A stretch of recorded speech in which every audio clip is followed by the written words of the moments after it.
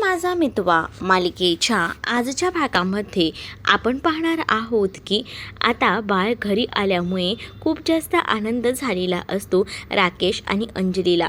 कर्णिकाला अगदी जवळच घेऊन आता अंजली बसलेली असते.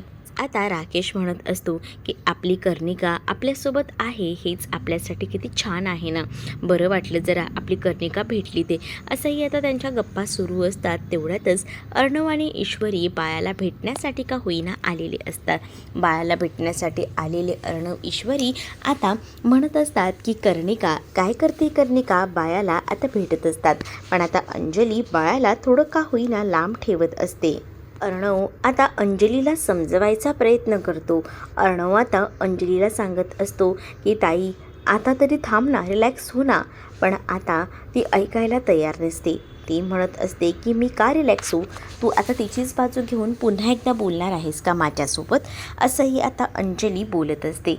त्यावर मात्र अर्णव हा ईश्वरीची बाजू घेऊन अंजलीला सांगत असतो की ताई जेव्हा कर्णिका गायब झाली होती तेव्हा तू सगळे आरोप ईश्वरीवर घेत होती, म्हणजे हे सगळं काही ईश्वरीने केले असंच म्हणत होतीस, बरोबर ना. पण आता तू बघतेस का, जसं तुला सांगितलं होतं तिने की मी बाळाला शोधून आणीन, आणि अगदीच तिने तसंच केलं. बघितलंस का, बाळाला बरोबर तिने शोधूनही आणलं.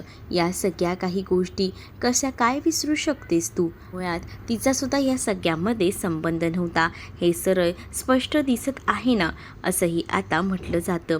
जेव्हा आता या सगळ्या काही गोष्टी बोलल्या जातात तेव्हा मात्र आता इकडे ईश्वरीलाही बरं वाटत असतं की अर्णव आपली एवढी बाजू घेत आहे.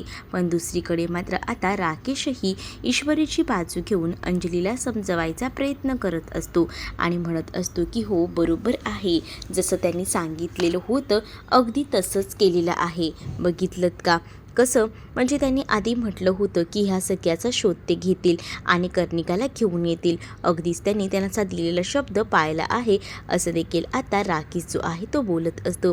राकेश जेव्हा ह्या सगळ्या काही गोष्टी बोलतो तेव्हा मात्र आता अंजली म्हणत असते की मला ना माझ्या मुलीशिवाय आता मला काहीच नको आहे, आणि अर्णव तसंही तू तिचीच बाजू घेणार. तुला आता कुठे माझ्याबद्दल काही वाटतं, तुला फक्त तिचंच काय ते दिसतं. दुसरीकडे आता पिठात हात असतानाच लगेचच कॉल आलेला असतो हवालदारांचा, आणि फोन आल्यानंतर इकडे मात्र विचार करत असते प्रिया की काय करू, कॉल रिसीव करू का नको. पण आता कॉल तर रिसीव करावं लागेल, कारण त्याच हवालदारांचा कॉल आहे असंही आता म्हटलं जातं. मग आता कॉल रिसीव करण्यासाठी का होईना ती आता फोन स्पीकरवर टाकते आणि ती आता बोलत असते. फोन स्पीकरवर टाकून जेव्हा ती बोलत असते ना, तेव्हा ते हवालदार म्हणत असतात की ह्या तपासाच्या पुढे आम्ही गेलेलो आहोत, म्हणजेच आम्हाला कळलेलं आहे की आज जो काही फोन नंबर होता तो सुद्धा आकाश पाटीलचाच होता. यावरनं सिद्ध झाला आहे की आकाश पाटील यांनीच या सगळ्याची सुपारी दिली आहे, असंही आता म्हटलं जातं. या जेव्हा सगळ्या काही गोष्टी बोलल्या जातात तेव्हा मात्र आता सुप्रिया म्हणत असते की बरं ठीक आहे, बघते मी सुद्धा या सगळ्याबद्दल. पण आता नेमकं हे बोलणं ना इथे असलेल्या शुभमकरने ऐकलेलं असतं, त्यामुळे शुभमकरला कळतं की त्याच्यावर हल्ला करणारा हा आकाश होता ते. मग आता तोही म्हणतो की चला चांगली संधी मला मिळाली तर त्या संधीचं तर आता आपण सोनं तर करायलाच हवं. दुसरीकडे आता अर्णव विचार करत असतो की कर्णिकाला किडनॅप कोणी केलं असेल, त्याचं आता डोकं काम करेनासं झालेलं असतं. त्याच वेळेला आता त्याच्या फोनवर शिर्केंचा कॉल येतो. तर शिर्के आता म्हणत असतात की मी चौकशी करायचा प्रयत्न केला, पण अजूनही एवढी डिटेलमध्ये माहिती काही सापडलेली नाही आहे. तरीसुद्धा मी प्रयत्न करतोय, जर मला डिटेलमध्ये माहिती सापडली ना तर मी नक्कीच तुमच्यापर्यंत पोचवेन. काय आहे ना, ती लोकांना पळून गेले आणि त्यामुळेच पोलिसांना अजूनही ती सापडलेले नाही आहेत, असंही आता म्हटलं जातं. जेव्हा शिर्के या सगळ्या काही गोष्टी अर्णवला सांगतो तेव्हा अर्णव म्हणतो की बघा या सगळ्याची व्यवस्थित चौकशी करा आणि मग मला सांगा. शिर्के म्हणतात की काळजी करू नका. दुसरीकडे ईश्वरी आता या सगळ्याचा विचार करत असते की कर्णिकावर हल्ला कोणी केला असेल. तेवढ्यातच ना तिला बाहेरून आवाज येऊ लागतो. तो आवाज असतो राकेशचा. राकेश आपला जोरजोरात बोलत असतो फोनवर आणि तो म्हणत असतो की पैशांचं तुम्ही काय घेऊन बसलात, पैशांसाठी तुम्ही मला सारखा त्रास देताय आहे का? आणि जर असेच करत राहिलात ना तर माझ्याही ओळखी आहेत, असं काहीसं तो फोनवर बोलत असतो. आणि आता हे नेमकं बोलणं ना ईश्वरीला ऐकू येतं. ईश्वरी विचारते करते आणि म्हणते की हा तर त्या राजेशचा आवाज आहे. मग आता ती धावत पळत जाते, कारण तिला आता ही सगळी गोष्ट अर्णवला सांगावीशी वाटत असते. अर्णव त्याच्या रूममध्ये विचार करत असतो, कारण त्यालासुद्धा या किडनॅपरचा शोध घ्यायचा असतो. आणि जेव्हा या सगळ्या गोष्टी इकडे ईश्वरी ऐकते ना, तेव्हा ईश्वरी धावतच अर्णवकडे जाते. अर्णव दचकतो, अर्णव घाबरतो. तो तिला म्हणत असतो की काय गं तुझं, केवढ्या जोरात धावत आलीस, काय झालं आहे? त्यावर ईश्वरी म्हणते की आता तुम्ही माझ्याशी भांडत बसणार आहात का? मला तुम्हाला जरा महत्त्वाचं सांगायचं आहे, म्हणूनच मी अशी धावत पळत आले. अर्णव म्हणतो की काय काय झालं आहे, काय एवढं महत्त्वाचं सांगायचे बोल. मग आता अर्णवला ती म्हणत असते की आता राकेशला फोनवर बोलताना ऐकलं. मग काय झालं, अर्णव विचारतो. त्यावर ईश्वरी म्हणते की भांडत बसू नका, मी काय सांगते ना ते नीट ऐका, नाहीतर पॉईंट मिस होऊ शकतो. तर आता अर्णव म्हणतो की बोल काय झालं आहे. तर ईश्वरी अर्णवला सांगत असते की तो राकेश ना फोनवर काहीतरी पैशांसंदर्भात बोलत होता आणि खूप जोरजोरात अगदीच आवाज चढवून बोलत होता. मग आता आपली कन्नू गायब झाली, त्यामागे त्याचा हात असूच शकतो ना. मग अर्णव म्हणतो की हे कसं शक्य आहे, तुला तर चांगलंच माहिती आहे की कन्नू ही त्याची मुलगी आहे, पण तुम्हाला हेही विसरताय का की त्याला जर पैसे हवे असतील तर तो कोणत्याही थराला जातो. या सगळ्या काही गोष्टी कशा काय विसरू शकता तुम्ही, असंही आता अर्णवला ती बोलत असते.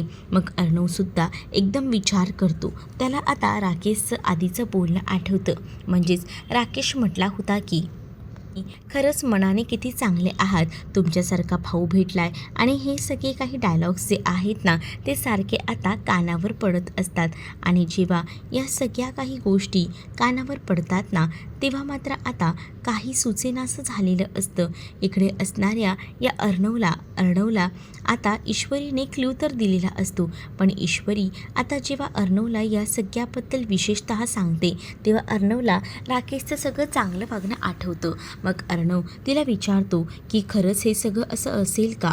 मग आपण ना या सगळ्या काही गोष्टी शोधून काढूया, जराही आता उशीर करूया नको, असंही आता ती म्हणत असते.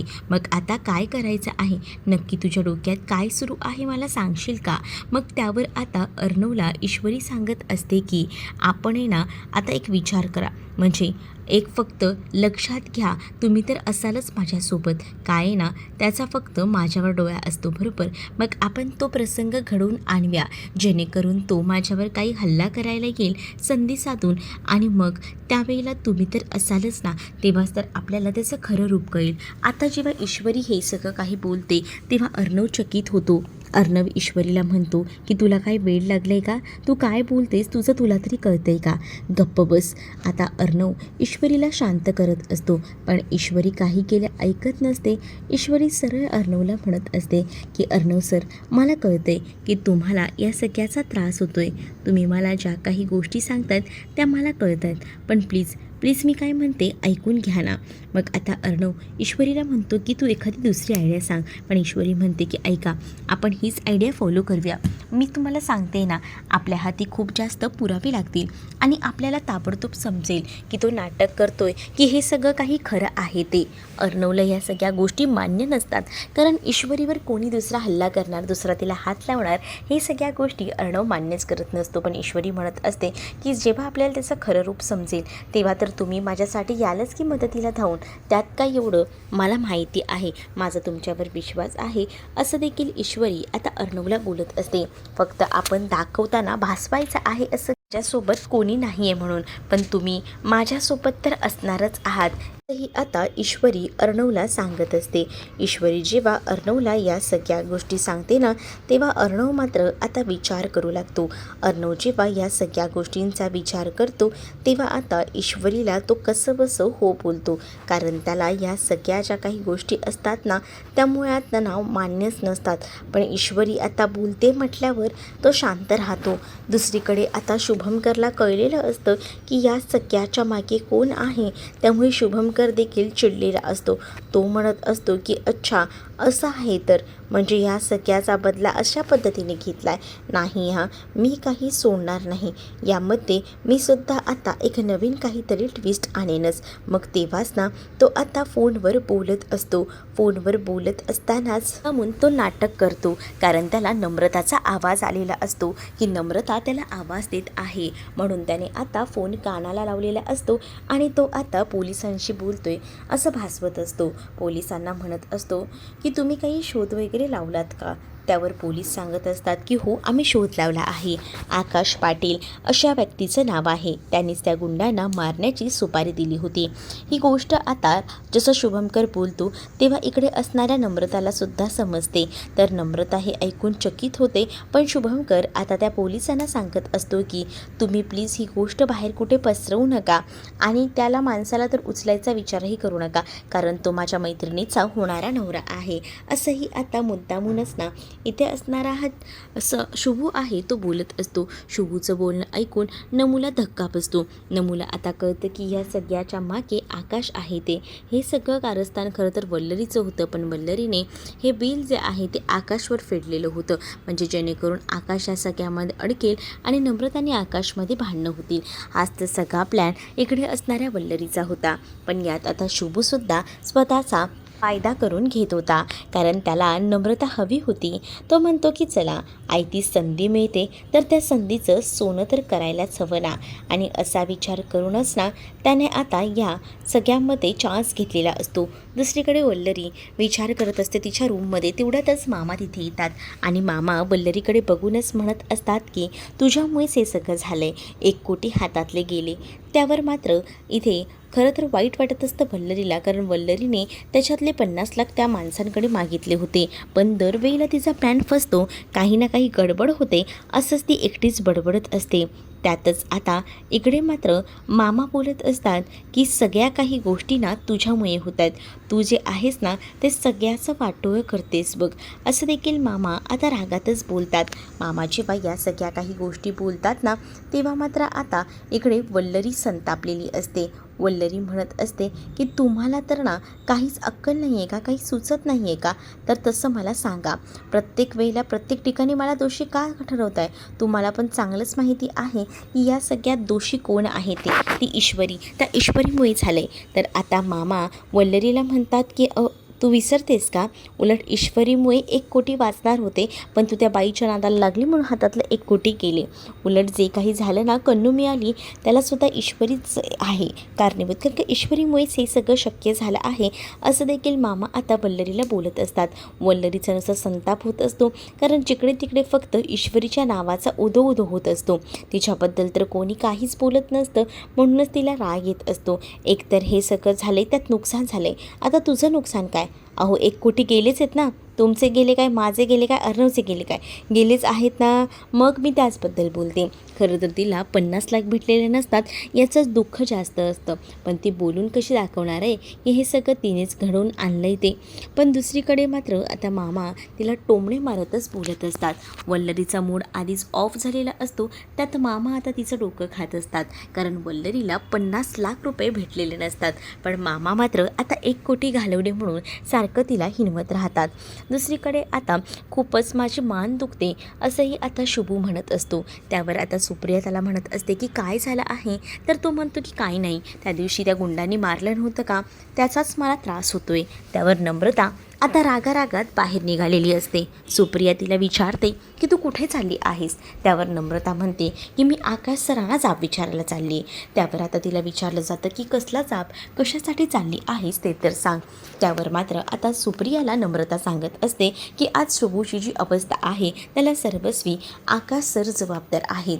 हे ऐकल्यानंतर आता मात्र खूप मोठा धक्का सुप्रियाला बसलेला असतो. सुप्रिया आता नम्रताला समजवायचा प्रयत्न करते. नम्रताला म्हणत असते की नम्रता, तुझा काहीतरी गैरसमज होतोय, असा चुकीचा विचार करू नकोस. पण आता नम्रता म्हणत असते की माझा काहीच गैरसमज होत नाही आहे. ज्या काही गोष्टी आहेत ना त्या मला बरोबर कळत आहेत, कारण मला माहिती आहे या सगळ्याच्या मागे आकाश सरच आहेत. कारण आहे ना आज शुभूवर हल्ला झाला आहे, शुभूला आज एवढं मारलं गेलं आहे, काय गरज होती त्यांना हे सगळं करायची? मी जोपर्यंत त्याला जाब विचारत नाही ना तोपर्यंत मी शांत बसणार नाही, असं देखील आता ती म्हणत असते. जेव्हा आता या सगळ्या गोष्टी ती बोलू लागते ना, तेव्हा मात्र सुप्रिया शांत करायचा तिला प्रयत्न करत असते.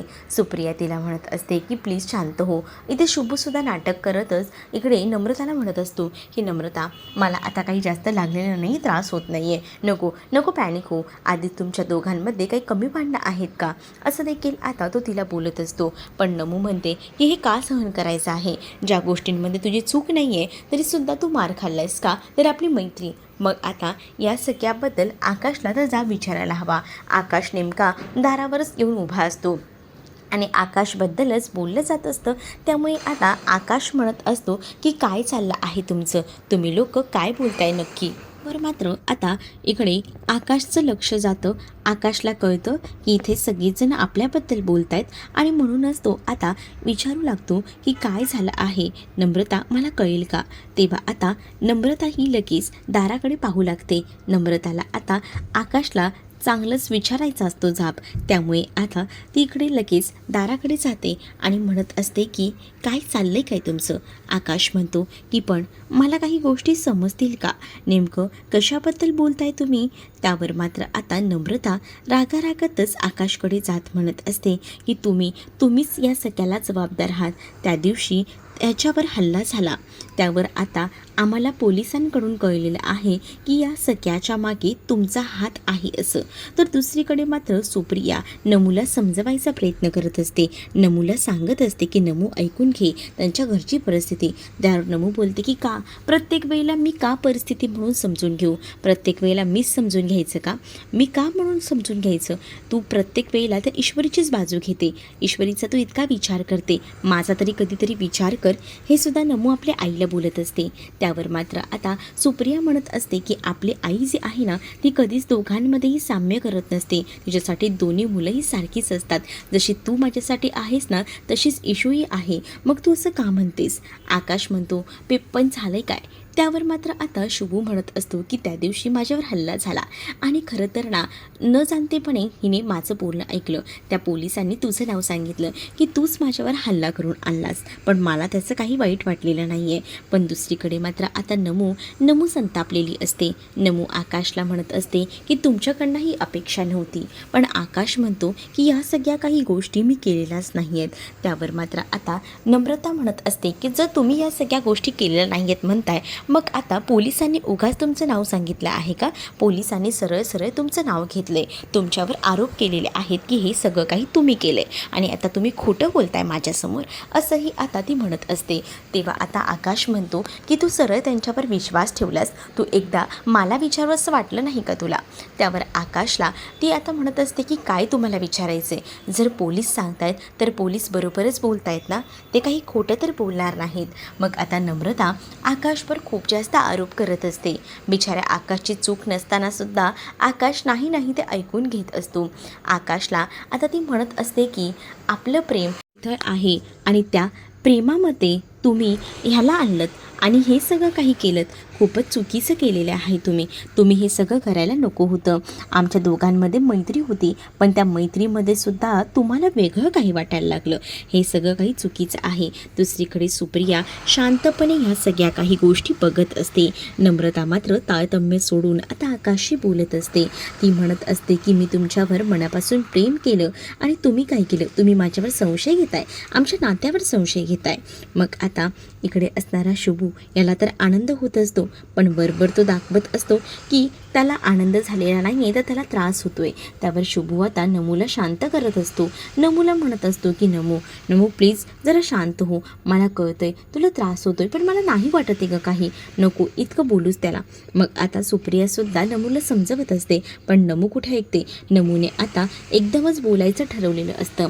आता आकाश तिला म्हणत असतो की तू ऐकून तरी घेतेस का, घरात काय प्रॉब्लेम चालू आहे ते. त्यावरती म्हणते की प्रत्येक वेळेला तुमच्या घरात काही ना काही प्रॉब्लेम चालू असतात आणि मी समजून घ्यायचं. मग मी तुमचं घर आपलं घर मानते, पण तुम्ही काय करता? तुम्ही माझ्यावर संशय घेताय. माझ्या आणि त्याचसोबत शुभूच्या नात्यावर तुम्ही असे आरोप कराल असं वाटलं नव्हतं.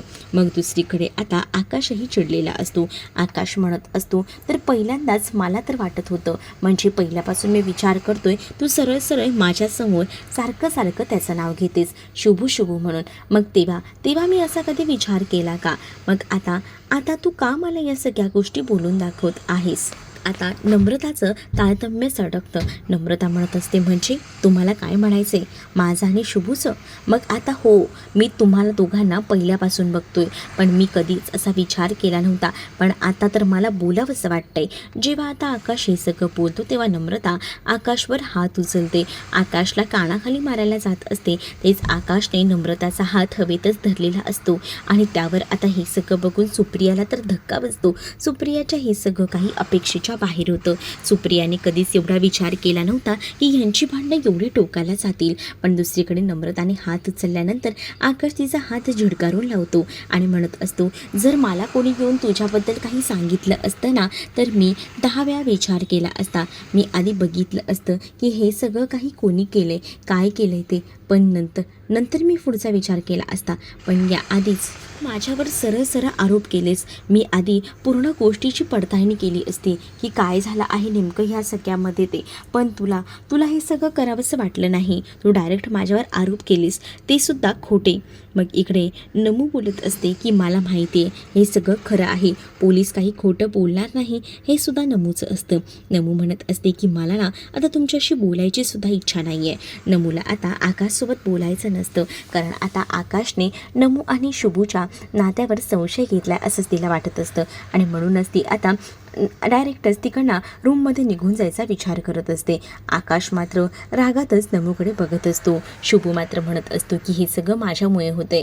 पण मी तुला सांगू का आकाश, खरं तर मी फोनवर बोलत होतो, बहुतेक तिने माझं फोनवरचं बोलणं ऐकलेलं असेल. मला या सगळ्याबद्दल काही वाटत नाही, मला फरकही पडत नाही. माझ्यामुळे तुमच्या दोघांच्यात भांडणं झाली आहेत ना, हेच ऐकून मला बरं वाटत नाही आहे, वाईट वाटतं आहे. मी खरंच तुझी मनापासून माफी मागतो. अक्षरशः शुभू आता आकाशसमोर हात जोडत असतो. पण ही सगळी शुभूची नाटकं सुरू असतात. ही थोडी ना आकाशला माहिती आहेत. बिचारा आकाश या सगळ्यामध्ये अडकला जात असतो. सुप्रिया आता आकाशला समजवत असते, आकाशला म्हणत असते की तुम्ही पुन्हा तिच्याशी आता बोलायला जाऊ नका, नाहीतर वाद अजून पूर्ण शिगेला जातील हे वाद, प्लीज ऐका माझं. पण आकाश म्हणत असतो की नाही, जोपर्यंत तिच्या मनाला शांती मिळत नाही, तिला मी तोपर्यंत पटवून देत नाही ना या सगळ्या गोष्टी मी केल्या नाही आहेत, तोपर्यंत मी इथून काही हलणार नाही आहे. आकाशही तितकाच हट्टाला पेटलेला असतो. तो तिकडनं जायचं म्हटल्यावर नकार देतो. मग दुसरीकडे आता सुप्रियासुद्धा विचार करते, खरंच ना किती अवघड होऊन बसलंय ना हे सगळं काही. म्हणजे तिला एका पॉईंटला समजत नसतं की काय करावं, डोकं चालेल असं झालेलं असतं. दुसरीकडे आता सुप्रिया ईश्वरीला कॉल करते. तिला आता ह्या सगळ्या गोष्टी तिला सांगायच्या असतात आणि म्हणूनच तिने कॉल केलेला असतो. तर सुप्रिया ईश्वरीला फोन केल्यावर म्हणत असते की काय गं ईश्वरी, तुला कालपासून किती कॉल करते, तुझा फोनही स्विच ऑफ होता, काय झालं आहे नेमकं? त्यावर ईश्वरी म्हणते की इथे एक प्रॉब्लेम झाला आहे. त्यावर आता सुप्रिया म्हणते की काय? खरं तर आकाशबद्दल सांगायला सुप्रियाने कॉल केलेला असतो आणि ती म्हणत असते की तुला जर आकाशबद्दल बोलायचं होतं, आम्हाला कळतंय या सगळ्याचा त्रास होत असेल, पण तुला काय सांगू, इथे तितकेच प्रॉब्लेम आहेत. मग आता काल घडलेला प्रसंग ती सांगू लागते. म्हणजेच ती कन्नूला घेऊन गेली होती गार्डनमध्ये आणि गार्डनमध्ये घेऊन गेलेली असताना कन्नूला किडनॅपिंग केलं होतं. त्यानंतर 1 कोटी रुपये मागितले. त्यानंतर त्या गुंडांच्या तावडीतून कन्नूला सोडवून आणलं. या सगळ्याबद्दल आता ईश्वरी एक एक करून सांगू लागते. ईश्वरी जेव्हा या सगळ्या काही गोष्टी सांगते तेव्हा मात्र आता सुप्रियाला हे सगळं ऐकून धक्का बसतो. सुप्रिया विचार करते आणि म्हणते की बापरे, एवढं सगळं झालंय, आम्हाला तर काहीच माहीत नाही. हो ना, घरात एक संपलं का एक काही ना काही सुरूच असतं, त्यामुळेच ना कधी कधी सुचत नाही. पण तू काळजी करू नकोस, आकाश आणि नम्रताच्या लग्नाचं थोडं पुढे गेलं आहे, पण होईल व्यवस्थित सगळं. मग आता इथेही सुप्रिया विचार करते की काय बोलू मी आता ईश्वरीला. जर मी आता काही बोलायला गेले तर तिला पुन्हा या गोष्टीचं टेन्शन येईल, मग ती पुन्हा त्या गोष्टीचा विचार करेल. आधीच तिला तिच्या घरातली टेन्शन कमी आहेत का असा देखील सुप्रिया विचार करते आणि या गोष्टी आता ती सांगायचं म्हणून टाळत असते. दुसरीकडे ईश्वरी फोनवर बोलत असताना तिच्या मागे राकेश येऊन उभा असतो. ईश्वरीला माहीतही नसतं, तो आता ईश्वरीचं बोलणं ऐकत असतो. राकेशला तर काही मेमरी वगैरे गेलेली नसते, पण तो आता नाटकच करत असतो. दुसरीकडे ईश्वरी आता आईला म्हणत असते की आई, नमुताईची काळजी घे, तू आकाशबद्दल काही बोलत होतीस का? अगं नाही गं, नॉर्मलच. मग आता नम्रता आणि आकाशचा जो काही गोंधळ असतो तो काही सुप्रिया ईश्वरीला सांगत नाही. मग आता ईश्वरी म्हणते की बरं आई चल, मी फोन ठेवते. आणि असं बोलून आता सुप्रिया ही फोन ठेवून देते. तर ईश्वरी ही आता फोन ठेवून झाल्यानंतर तिला समोरच ना राकेश दिसतो. ती खूप जास्त दचकते, कारण अक्षरशः तो बाजूलाच येऊन उभा असतो. त्याच वेळेला ईश्वरी म्हणते की काय झालं? मग तिथे असलेला राकेश म्हणतो की खरं तर ना मला जरा चहा हवा होता म्हणून मी आलो होतो. तुम्ही फोनवर बोलत होतात, मग म्हटलं डिस्टर्ब नको म्हणून मी उभा होतो शांतपणे. त्यावर आता ईश्वरी म्हणते की हो मी देते. काय ना माझं आज काम आहे ऑफिसचं, पण ते वर्क फ्रॉम होमच करायला सांगितलं आहे अर्णव सरांनी, त्यामुळे मला थोडासा चहा हवा होता म्हणून मी आलो होतो. ईश्वरी आता पटकन कपामध्ये चहा ओतते आणि ती आता राकेशच्या हातामध्ये देते. अर्णवने आणि ईश्वरीने प्लॅन केलेला असतो तोच पुढील भागामध्ये प्रोमो दाखवला जातो. म्हणजेच आता प्रोमोमध्ये असं दाखवलं आहे की अर्णव आणि ईश्वरीने जे काही प्लॅनिंग केलेलं असतं त्यानुसारच आता या सगळ्या काही गोष्टी घडत असतात. आणि त्यातच आता इकडे मात्र त्या दोघांनीही ठरवलेलं असतं की त्या राकेशला एक्सपोज करायचं, राकेशचं सत्य बाहेर काढायचं.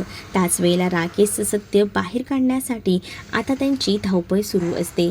मग आता मुद्दामून राकेश रूममध्ये एकटा असताना ईश्वरी त्याच्यासाठी पाणी घेऊन गेलेली असते. दार लागलं जातं, पण त्यावेळेला राकेश म्हणतो की परस्त्री ही मला माते समान आहे. त्यामुळे ईश्वरीला कळतं की राकेशची खरंच मेमरी गेली आणि हे सगळं जाऊन ती अर्णवला सांगते. अर्णव जेव्हा हे सगळं ऐकतो तेव्हा मात्र आता अर्णवलाही विश्वास बसतो, पण हे सगळं काही राकेशची चालबाजी आहे, म्हणजे राकेशची मेमरी वगैरे काही गेलेली नाही आहे. तर तुम्हाला हा भाग कसा वाटला आहे नक्कीच मला कमेंटमध्ये सांगा आणि अशाच नवनवीन भागांसाठी आपल्या चॅनलला सबस्क्राईब नक्कीच करा. चला तर मग भेटूया पुढच्या भागात. तोपर्यंत टाटा बाय. व्हिडिओ आवडला असेल तर लाईक करायला विसरू नका.